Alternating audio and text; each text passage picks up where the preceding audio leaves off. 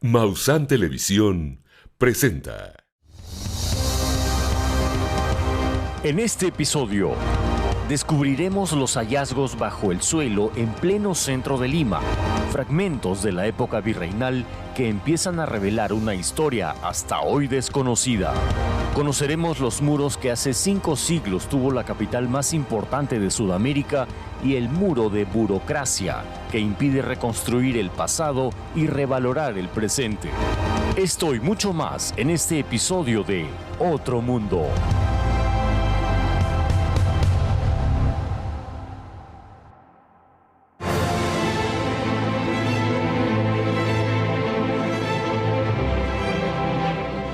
Lima es una ciudad de contrastes y diversidad, donde conviven el pasado y el presente. Una ciudad especialmente rica e interesante, porque fue fundada en 1535 por los españoles sobre una zona previamente ocupada por varias culturas ancestrales. Esto significa que bajo el suelo de Lima moderna yacen restos que abarcan miles de años de historia, desde civilizaciones antiguas como la de los Ichma, los Incas y hasta la colonia y la República.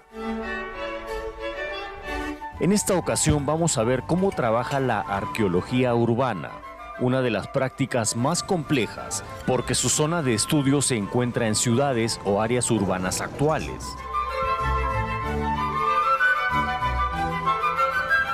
En este caso, los hallazgos están al lado de Palacio de Gobierno y la Residencia Presidencial del Perú, una zona altamente sensible donde se pretende reconstruir un gran arco que daba la bienvenida al centro de Lima. Los limeños de antes vivían más o menos 2 metros más abajo de donde estamos actualmente, y en los trabajos que se están haciendo se ha descubierto, se está desenterrando los restos de un gran muro que le daba paso a la Plaza de Armas. Acompáñenos, por favor, para conversar con un arqueólogo que está dirigiendo estas operaciones en este sector de Lima. Hola, tu nombre, por favor. Ernesto Lazo, coordinador del equipo de arqueología de ProLima. Cuéntanos, ¿qué es lo que están encontrando debajo casi de Palacio de Gobierno? Bueno, se han encontrado hasta 3 elementos destacables en esta excavación. El primero de ellos es un arco de ladrillos que habría conformado parte de una versión anterior al puente de piedra. Sería un puente de ladrillos del siglo XVI que está asociado a su vez con el segundo elemento destacable, que serían las cimentaciones de un arco ornamental, el Arco de Lima, que daba la entrada al centro de Lima desde el Rímac, desde el norte. Sería algo muy parecido a esto, ¿no? Que nos sirva la maqueta para explicarle a nuestro público, que obviamente nos ve desde muchos otros lugares, que esta es una réplica de lo que teníamos aquí, que era un gran muro. Exactamente. Aquí lo que se ha intentado replicar en esta maqueta son 2 elementos. Primero, lo hallado en las excavaciones arqueológicas, que es el arco del puente de ladrillos, un arco estructural.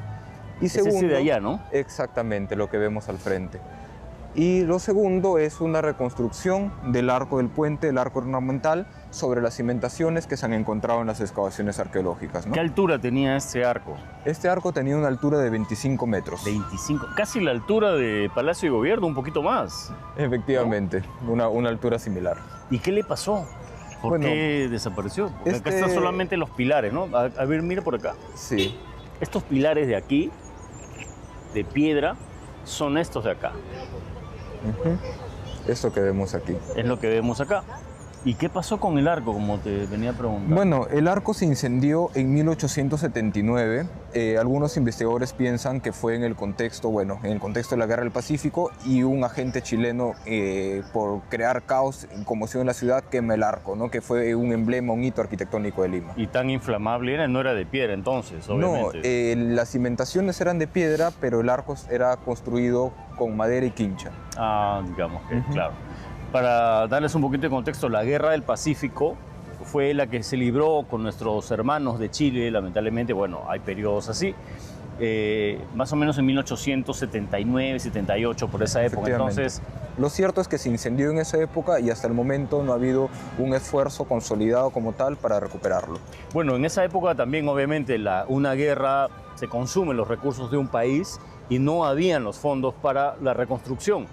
Por eso es que entra aquí ProLima, para rescatar esta valiosa parte de nuestra historia, pero lamentablemente pues hay algunos límites que se fuerza la urbanización nueva de Lima, el crecimiento de la población, de las construcciones, y cómo están lidiando con eso, porque el trabajo arqueológico se ve limitado también un poco. No estamos pues obviamente en el desierto, cerca de las líneas de Nazca, en una huaca, estamos rodeados del centro de Lima, los lugares más importantes de la ciudad. Claro, tienes toda la razón. Particularmente ese tipo de arqueología que se hace es muy distinta a otras arqueologías, digamos, más tradicionales en el Perú, como arqueología en huacas, en desiertos. Esa es una arqueología que denominamos arqueología urbana. Exacto, que arqueología urbana. De por sí se maneja un contexto distinto, un contexto vivo, un contexto en crecimiento, y que también se ve reflejado en las excavaciones arqueológicas, donde se puede ver el desarrollo de la ciudad. Y ahora, limitaciones físicas las hay, porque como bien indicas, estamos en un entorno habitado, un entorno vivo, y nosotros siempre tratamos de manejar un diálogo constante con la ciudad e intervenimos particularmente por lo general en espacios públicos como vermas, como jardines, o en atrios o en plazuelas, y luego pensamos reintegrar esos elementos a la ciudad. El caso del Arco del Puente es una excavación sui generis, porque busca un objetivo muy particular, muy específico, que es la reconstrucción del Arco del Puente.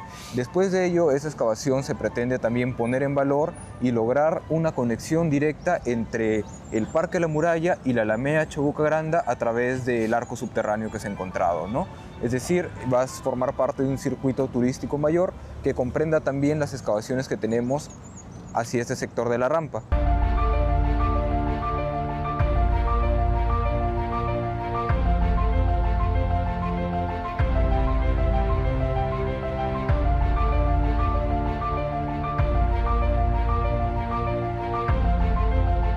Vamos a poder visitar esto contigo, ¿no? Sí, de todas maneras. Ok.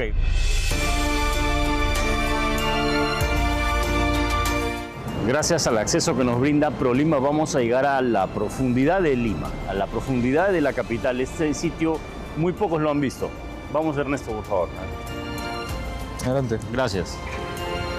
Yo me imagino que hay muchos cuidados que hay que tener aquí, ¿no? Porque exactamente, se trata de una zona frágil, digamos. Hola, hola. ¿Qué tal, muchachos? Hay que tener cuidado con los bordes, sobre todo. Ya. Bajamos, ¿no? Sí, bajamos de una vez. Bien. La población que tenía esta zona vivía un poco más abajo, pues no estaba más a la altura del río. Nosotros hemos construido encima. Claro, Lima ha ido creciendo sobre sí misma, básicamente, sí. Aumentado. Aumentado, exactamente.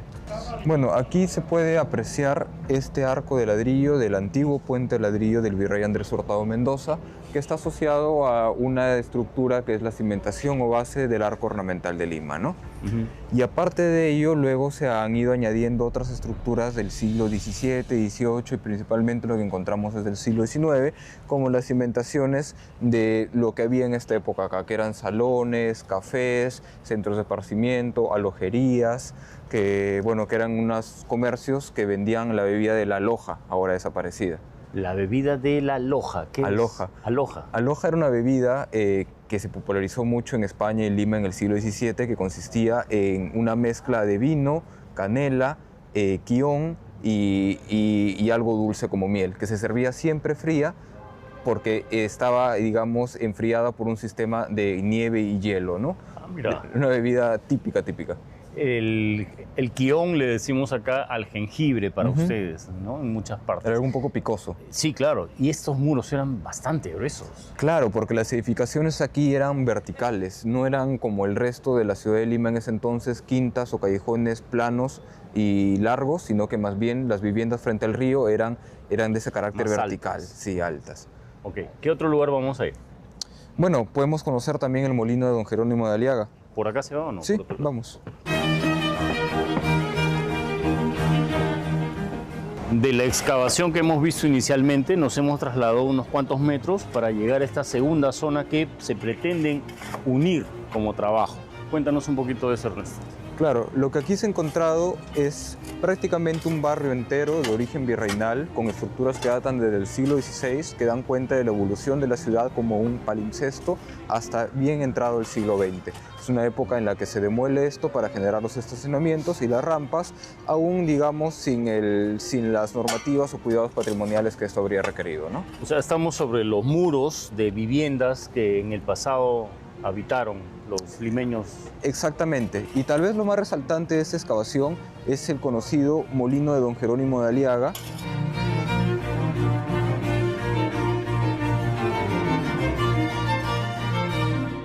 que se compone de 2 arcos y un sistema de molienda y canales hidráulicos que lo alimentaban y permitían pues que se haga esta labor.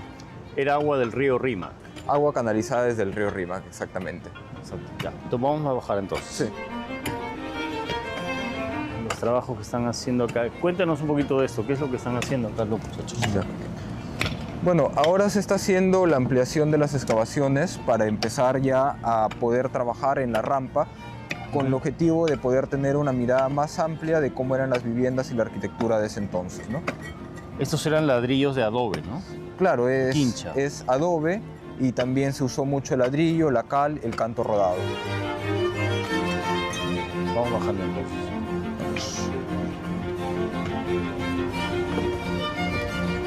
Estos lugares son de otro mundo. Sí, una ciudad bajo la ciudad. Este es parte también del arco. Claro, aquí estamos parados frente al molino de don Jerónimo de Aliaga.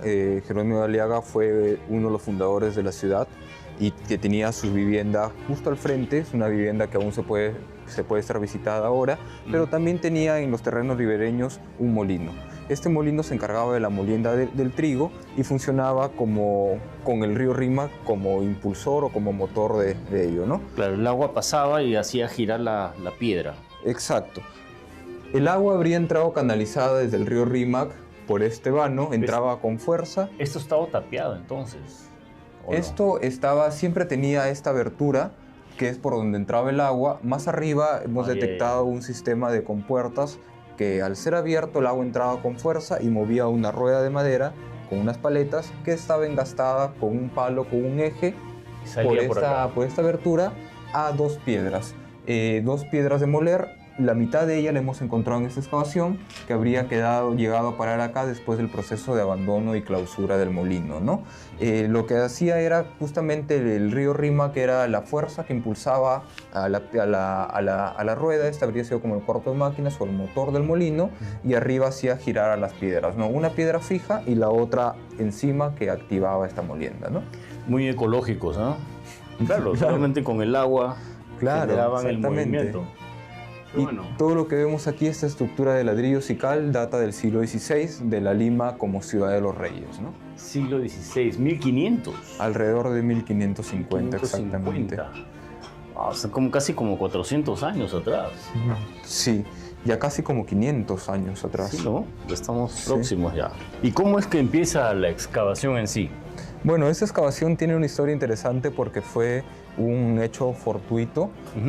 Esto era antes un jardín con algunos árboles y el equipo de áreas verdes de la municipalidad quería intervenir y plantar otro árbol.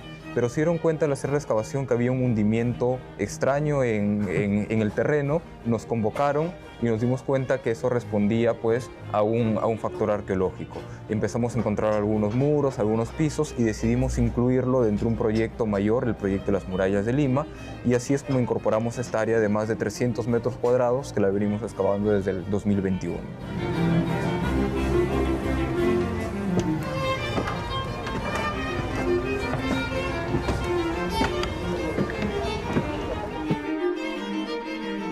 ¿Cuál es el encargo que tiene ProLima? Es un poco complejo en el centro de Lima cuando tienes tantas sedes de gobierno y administrativas en medio. ¿Cómo van a hacer su trabajo en medio de este contexto? Bueno, dentro del plan maestro se establecen lineamientos para nosotros intervenir de manera adecuada, ¿no? Integrar la existencia actual, o sea, la actualidad del centro histórico con la investigación arqueológica que nos va a permitir, digamos, darle un reforzamiento o mejorar el centro histórico actual que tenemos acá en Lima, ¿no? Es embellecer la ciudad integrando la arquitectura que nosotros tenemos actualmente. El objetivo de ese trabajo es volver a crear ese arco, recuperarlo. Claro, exacto. Wow. El objetivo del trabajo es reconstruir el arco y con técnicas que se utilizaban en la construcción de este tipo de arquitectura en Lima antigua. Es decir, con el empleo del yeso, con el empleo del adobe, con el empleo del barro, de la cal. Son técnicas que nosotros vamos a emplear para la reconstrucción del arco. Excelente. Y con tecnología actual también, obviamente, ¿no? Qué bonito. O sea, tienen un trabajo acá técnico, arqueológico, van a ser luego arquitectónicos, o sea... Así es. Muchas gracias, Carlos. Nosotros vamos a continuar un pequeño recorrido acá porque los arqueólogos no solamente se han encontrado con los muros de Lima, también nos hemos encontrado nosotros con un muro de burocracia que impide la reconstrucción. Pero eso lo vamos a ver en unos momentos más. Estás viendo Otro Mundo. San Televisión. Buena televisión.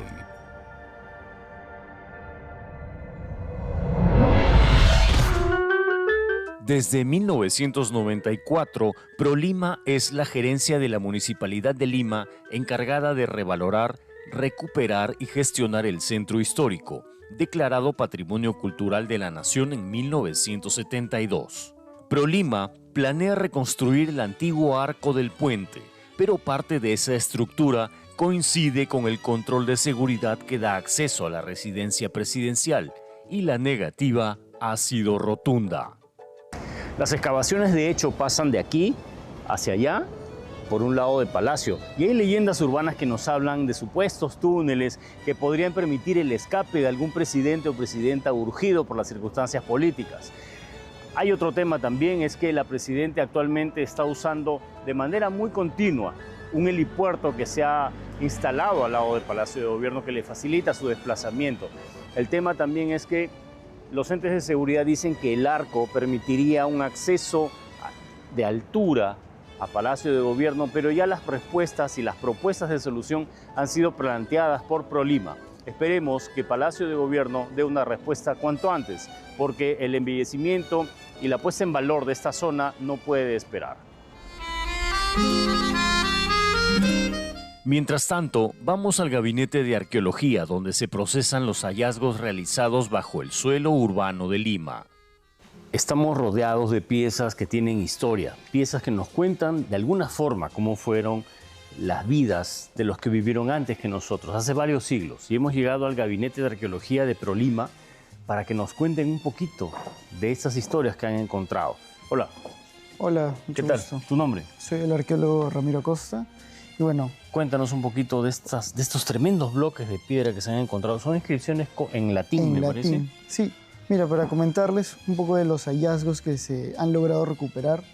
Esto son fragmentos nomás de todo un rompecabezas que completaban una frase, ¿no?, para los visitantes que se acercaban a la ciudad de Lima. Lo que tienen en estas cajas es lo que ya ha sido procesado, Sí. limpiado. Y recuperado de nuestros distintos proyectos que tenemos acá en ProLima, ¿no? ¿Y qué es lo que se hace aquí, por ejemplo? En esta parte tenemos al equipo de conservación. En este caso está la conservadora Vania Galindo. Ella ahorita está trabajando algunas piezas también. Esta es porcelana china que ella está reintegrando. Por lo que me decías, los trabajos de excavación van más rápido de lo que ustedes pueden procesar aquí. Normalmente sí, ¿no? Es un tema que acá tenemos que tener un poco más de cuidado, limpieza y generar un poco las fichas también, ¿no?, de catalogación para que el material esté correctamente registrado. Vamos a ver un ratito aquí. Hay una parte que verdaderamente nos da una idea de todo el trabajo que tienen aquí los muchachos. Esto es lo que todavía falta procesar. Sí, aquí encontramos el material, por ejemplo, del proyecto de Canales de Lima. ¿Qué son? Esto es cerámica vidriada y cerámica llana, ¿no?, que tenemos. Tienen 4 siglos, 5 siglos incluso. Sí, 16, 17, 18 también tenemos. Claro, algunas 3 cosas. siglos, 2 siglos, Sí, claro. el virreinato básicamente. Todo esto que van. Y esta es solo una parte. Esa es una parte del gabinete nomás. Este es el segundo ambiente. No, pero digo, de lo que tienen que procesar, esto es solamente una parte de lo Sí. que alcanza en los anaqueles. Sí. Hay mucho más todavía. Sí. Ya hemos logrado procesar gran parte, pero podemos seguir para que vean. Acá también me decías que hay huesos. Sí, también tenemos material óseo, Ya. óseo humano y óseo animal, que se han recuperado de las excavaciones. Como en este caso, aquí podemos encontrar el material óseo que se recupera en otros proyectos. Este es humano, ¿no? Sí, y también estamos es animal. animal. Hemos mezclado y todavía tiene que pasar por un especialista que los tiene que identificar y hacer un registro de eso aparte. ¿Qué tal el trabajo? De verdad, es un montón. Algunas personas dirán, pero ¿para qué es tan importante? O sea, escarbar, sacarle la tierra a unos pedazos de los ancestros. ¿Cuál es la importancia tú como arqueólogo, como profesional? Y ahora que tienes contacto con esto, ¿no? O sea, tienes a tu cargo y junto con el equipo que desenterrar parte de la historia. Exacto. Justamente lo último que mencionas es, digamos, la mayor importancia de todo el trabajo que hacemos en el equipo de arqueología, ¿no? Y es recuperar fragmentos de la historia, ¿no? Con los huesos también podemos llegar a conocer la dieta, las enfermedades, la edad de las personas, Mira tú. de todos esos periodos. Claro. Entonces, este material nos brinda un montón de información.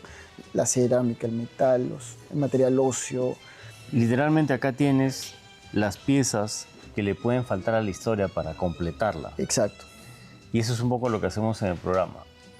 Ir detrás de las piezas que le faltan a la historia para completarla. Claro. Porque hay muchas cosas que están en los libros y tú como arqueólogo te habrás dado cuenta de que conforme van apareciendo elementos, vas completando. Exacto. Porque, por ejemplo, a casi a ninguno de nosotros, y te incluyo y me atrevo a incluirte a ti, no nos pusieron en los libros nada de la cultura Ichma. Entiendo, sí. Como recordarán, la cultura Ichma fue una civilización anterior a los incas, cuya arquitectura en parte aún convive en medio de la ciudad. No nos pusieron eso en los No, libros. es cierto, digamos que en la educación escolar, ¿no? Claro, Es no, un- no está. no viene eso. No viene incluido. Y este es un reclamo para el área del ministerio o la Secretaría de Cultura, como le dicen en México, de que tenemos que revisar en base a estos elementos nuevos, por ejemplo, como los que trabajan acá en ProLima. Yo me imagino que en distintos países hay esfuerzos similares también, ¿no? Sí. De recuperación de las zonas arqueológicas urbanas incluso, para que esas piezas lo antes posible sean incorporadas a la historia, porque la mayoría crecemos y vamos avanzando por la vida sin saber muchísimas cosas que van incorporándose. Estas son algunas de las piezas. Aquí tenemos algunos retazos de pinturas murales que se recuperaron. Eso estaba en la pared. Eso sí. Este es un rostro. Es un Ojos, rostro. nariz, boca. Tenemos platos aquí virreinales. Virreinales. Sí. O sea, tienen como 500 años, Sí. 400 años. 400, 500 años, ¿no? Y este color azul, por ejemplo, que es muy, muy típico en esa época. ¿Por qué? Sí, el color azul está asociado al mineral cobalto, Ya, que era justamente el pigmento que se usaba para este tipo de cerámica. interesante. ¿Y esto de acá? Estas son basinicas. Claro, Esto aquí usaban hacían los- sus necesidades Sí. biológicas. aquí. Sí, imagínense en esa época tener uno de estos recipientes vidriado, pues no cualquiera Era lo un tenía. lujo. Era un lujo, porque la mayoría de la gente, como sabemos, en el virreinato, así como en Europa, iba al río, ¿no? En su mayoría con los que estaban cerca de la ciudad. Era más ecológico. Sí. Entonces, hemos logrado recuperar algunas. Al volver, sabremos si hay algo más que solo materia física entre los hallazgos. Estás viendo Otro Mundo.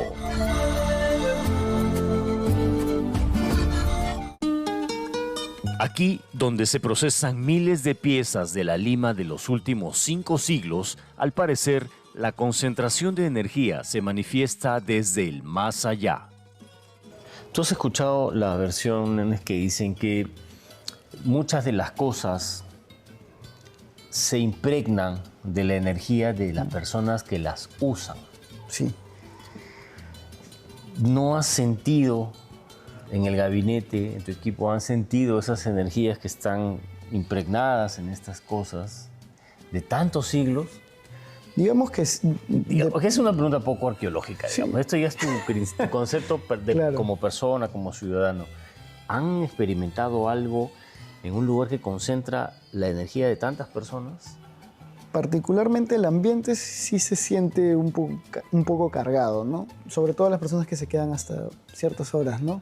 Claro, porque si tienes piezas hechas de cerámica, que han sido muchas veces hechas de barro, con las manos, que han estado en las casas, se han impregnado no solamente de las vibraciones de la gente, de sus voces, sus alegrías, sus tristezas. Claro. Tienes huesos, tienes muchas cosas, entonces por eso Claro. pregunto, porque en conversaciones en otro programa que hago, hay personas que me dicen que sí, o sea, las cosas tienen las propiedades de asimilar o absorber partes de esas energías del entorno, ¿no? Sí, sobre todo yo alguna vez con otros colegas, ¿no? He escuchado historias de algunos, el material óseo sobre todo, ¿no? Es el que tiene más carga, ¿no? Tiende a veces a uno enfermarlo o hacer que uno se sienta un poco mal, ¿no? Descompensado. Sí, descompensado, exacto. Claro. ¿no? Entonces, sí, ¿no? Y yo sé que a muchos les sorprenderá una pregunta así, pero es que somos energía, señores. Somos energía. Lo único que nos diferencia con esto es la forma, las concentraciones, pero esto también está hecho de energía. Está hecho de átomos. Los átomos son el resultado de grandes concentraciones de energía a nivel microscópico. Igual nosotros. Además, las piezas recuperadas bajo el suelo de Lima se guardan en este lugar que fue un hospital, el cual tuvo un espacio para entierros. ¿Cuál es la satisfacción que te genera este tipo de trabajo? Mira, como siempre digo, en realidad formar parte de este equipo es algo muy nutritivo, enriquecedor, porque uno aprende de los distintos especialistas, colegas que tenemos, y lo que más disfruto es que tiene un impacto inmediato, ¿no? O sea, nosotros muchas veces en arqueología, como lo conversamos anteriormente, nos quedamos en las publicaciones, ¿no? Pero aquí hay una cercanía con la sociedad, ¿no? Con el ciudadano, con el vecino. Y yo, mira, para darte mi punto de vista, es que ustedes con el trabajo que están haciendo acá, de manera cotidiana y poco a poco, están cambiando el mundo. O al menos la historia que nos contaron. Claro. Y esa es una tremenda responsabilidad. Sí, sí, Gracias. ya. Ahora nos vamos a la sede del municipio de Lima, donde se tomó la decisión de recuperar y poner en valor el pasado de esta ciudad que ya está siendo admirado por turistas de muchos países. Acá es donde se debaten y se toman las decisiones en la Municipalidad de Lima. Así es, esta es la sala donde sesiona el Consejo, los 39 regidores y el alcalde, y donde se toman las decisiones en beneficio de la ciudad, ¿no? De Lima. ¿Cómo ves este esfuerzo que se está haciendo a nivel del municipio, a nivel de autoridades locales? Bueno, sobre eso yo tengo que decir que lo más importante es entender que Lima, a través de su plan maestro, ¿no?, ha decidido empezar a ejecutar acciones de manera constante que nos lleven hacia el objetivo del año 2029 de ser finalmente una ciudad modelo de lo que significa abrazar tu historia, pero al mismo tiempo buscar el futuro y ser una potencia mundial. Claro. Entonces, estamos en este momento en ese trabajo. Y es muy interesante porque se está demostrando de alguna manera cómo es posible que una cultura ancestral sobre la cual se han montado estructuras, sobre la cual hemos crecido nosotros, puede convivir, ¿no? Dos líneas, dos momentos de la línea de tiempo pueden coincidir en una misma ciudad y hacerla habitable, hacerla transitable, hacerla vivible, sin aplastar, digámoslo en términos así sencillos, nuestras raíces ancestrales, ¿no? Claro que sí, y vamos a trabajar con ese objetivo, porque Lima tiene mucho que darle al mundo y volver a ese estatus que en algún momento en la historia tuvimos y que hoy tenemos que recuperar y que tenemos que incluso impulsar. Hay bastante que trabajar, pero ese es el objetivo. Muchísimo, Hay muchísimo que muchísimo, trabajar. pero ahí estamos. Uno de estos lugares restaurados y en proceso es el antiguo convento de Santo Domingo, uno de los monumentos coloniales más antiguos, emblemáticos y valiosos del Perú. cuyos colores originales han sido recuperados por el equipo de ProLima. Veremos parte de esos tesoros al volver. Estás viendo Otro Mundo. Canal 3.3.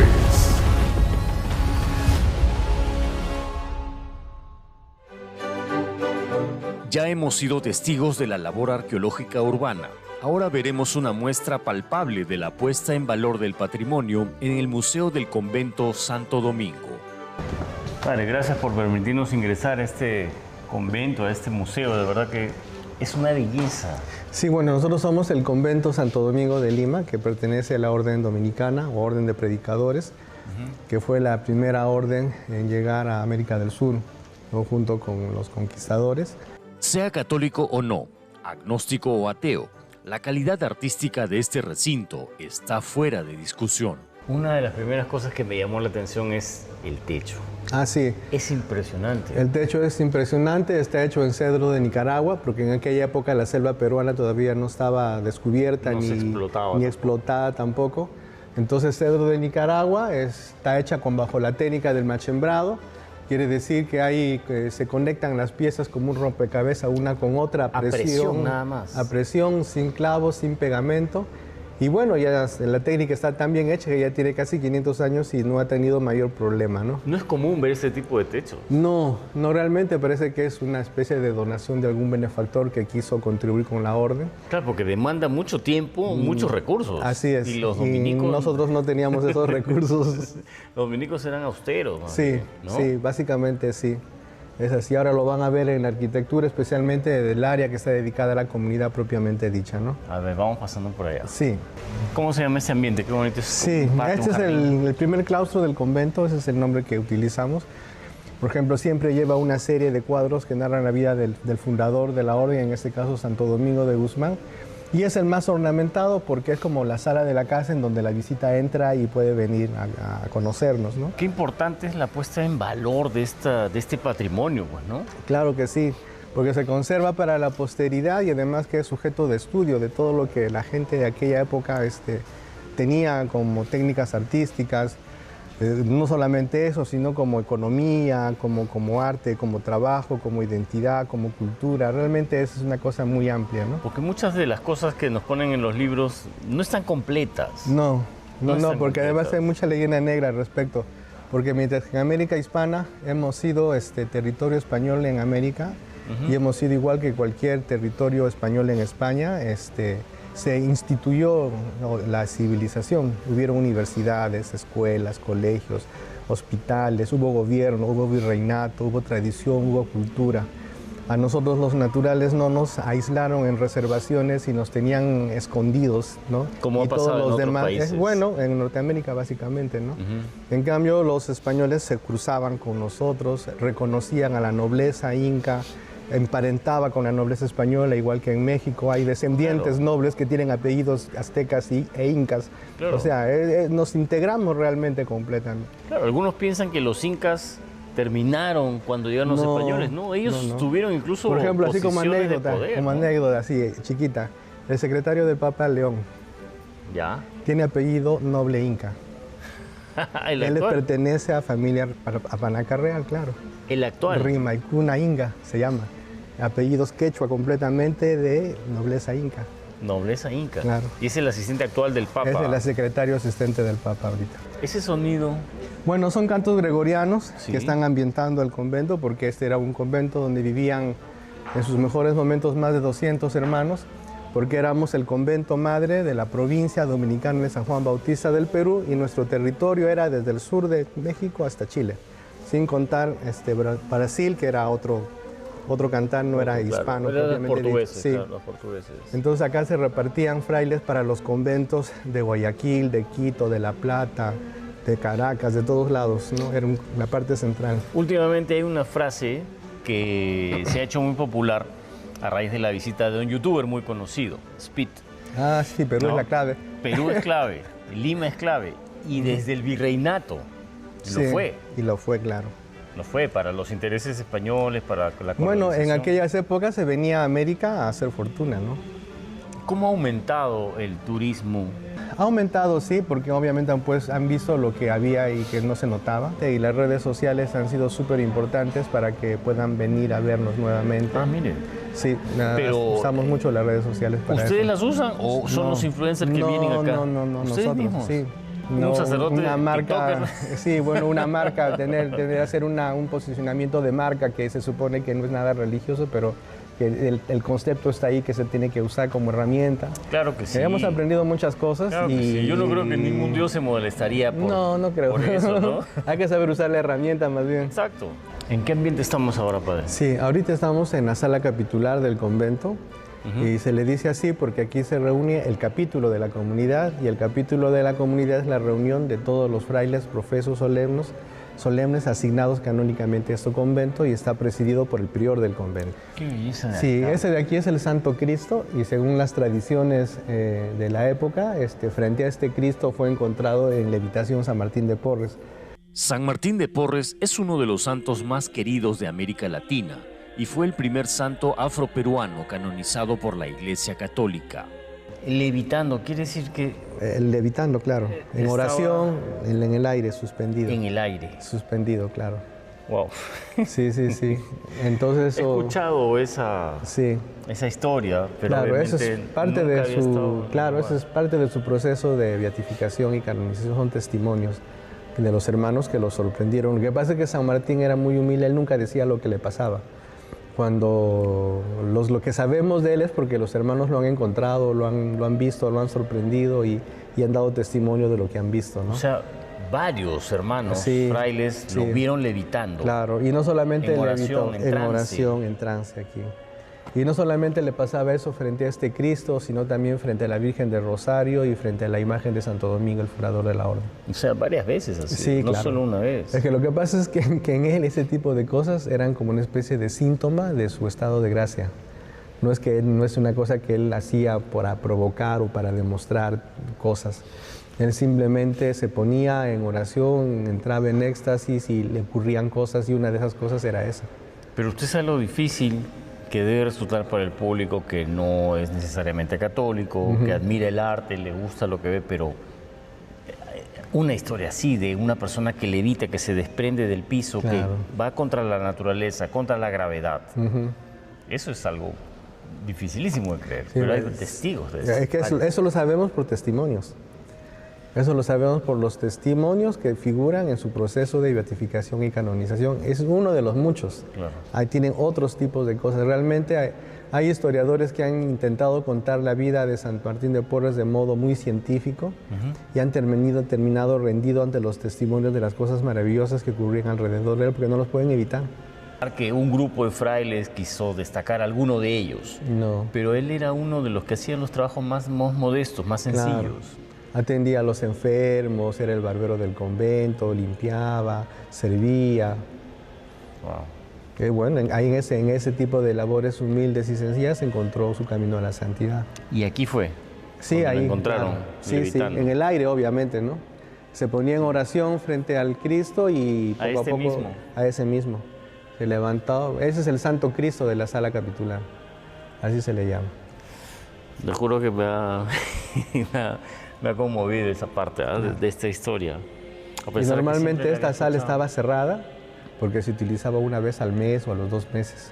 Entonces él tenía que limpiarla y mantenerla, ¿no? Y era un lugar donde él se retiraba para orar sin que nadie le moleste ni nadie. O sea, ni siquiera él llamaba, miren lo que hago, no. Él fue sorprendido. Todo lo que se sabe de él es porque fue sorprendido. Pero acá vivía un español pobre que era su amigo, que se llamaba Juan Vázquez, y él era su amigo. Y entonces él ha sido testigo de muchas otras cosas más que San Martín le prohibió contar. Porque él le dijo, tú no cuentas nada. Y hasta que después ya, cuando él era ya un viejito y San Martín estaba en proceso de beatificación y con todo eso, se soñó con San Martín y le dijo, ahora te doy permiso para que cuentes todo lo que tú has visto. Y de ahí en adelante, antes de que Juan Vázquez muriera, comenzó a contar y dar testimonio de todo lo que él había visto. Y él enriqueció muchísimo más su proceso de beatificación y canonización. Qué interesante, padre. De verdad que incluso para los no creyentes, una historia con tantos detalles como esta resulta, creo, interesante y conmovedora. Bueno, sí, porque al final y al cabo los santos en nuestra iglesia son los superhéroes de la fe, ¿no? Y de la caridad. Sí, con la S. De claro. Continuemos, padre, gracias. ¿Qué tenemos por acá? Acá tenemos la reconstrucción facial de los santos, que fue hecho hace varios años atrás. Y eso se utilizó una técnica facial forense. Es una cosa científica completamente muy moderna. Los cráneos originales fueron digitalizados y sobre esa digitalización se hizo la reconstrucción forense, que es la misma técnica que se aplica cuando hay una fosa de gente asesinada en algún lugar así de dictadura o pasado. Claro, mecanismos forenses actuales para reconocimiento de personas, de fosas comunes. De fosas comunes. Esa misma técnica se aplicó con Martín, Ros y Juan y ese es el resultado. Y eso es una impresión 3D de los cráneos. 3D. De los cráneos, sí. Claro, era como que San Martín tenía una protrusión, digamos, la mandíbula no tenía dientes. Prominente. No tenía dientes. No tenía dientes. Era porque no tenía dientes. Sí, ahí está, mire, no tenía dientes. Con razón. Se le cayeron los dientes. Entonces él mordía así de costadito y eso le provocaba un tinnitus muy fuerte y dolores de cabeza muy grandes. Bueno, obviamente, digamos, las intervenciones dentales eran muy poco usuales en esa época. En esa época la intervención dental era sácate el diente. Claro, la salud dental prácticamente no existía. No. Y ese es el rostro a la edad en la que murieron. Es lo que le iba a decir, porque claro, Santa Rosa, a San Martín se le ve casi ya una persona de 60, claro, 70 años. Murió a los 60. 60. También San Juan murió a los 60 y Santa Rosa a los 30, 31. Más jovencita. Sí. Y pues acá están las criptas, donde están las criptas del convento, donde está enterrado Santa Rosa.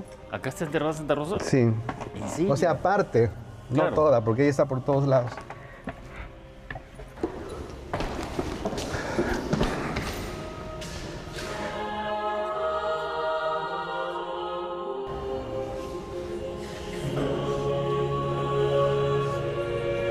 Bueno, para subir al campanario vamos a subir unas 100 escaleras más o menos como estas, en 3 niveles, y a cambio vamos a obtener una visión muy bonita de la ciudad. ¿Me acompañan?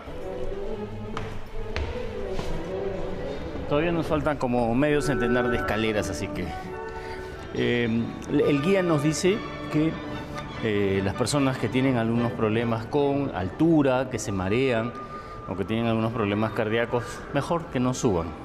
Nosotros vamos a continuar.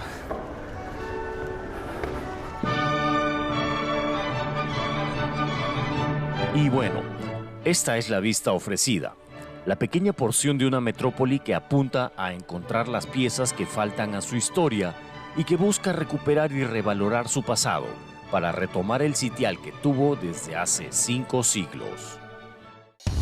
Acompañe nuestra próxima incursión en busca de respuestas y de las piezas que le faltan a la historia. Vamos a revisarlo todo, a cuestionarlo todo, con criterio periodístico, el apoyo de expertos en diversas disciplinas y el soporte de la tecnología. Esto fue Otro Mundo.